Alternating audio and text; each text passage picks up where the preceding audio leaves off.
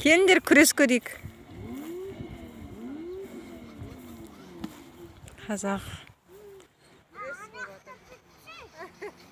қыздары күресті тамашалап тұр ғой. Палуан деп айтсай, палуан. Палуандар ғой, палуандар. Қазақтың сұлу жігіттерін тұрсаңыз. Мына жігіттердің сұлуын ай. Мына жігіттің түрін әдемі қылып қойған ғой, сұлу екен. Мына ақсақалдар. Абай атамызға ұқсайды екен түрі. Керемет. Мына жақта қыз қуу болып жатыр ғой. Қыз қуып, қызды кеп, жігітті кеп жетіп алып, қамшымен салып жатқанбыз.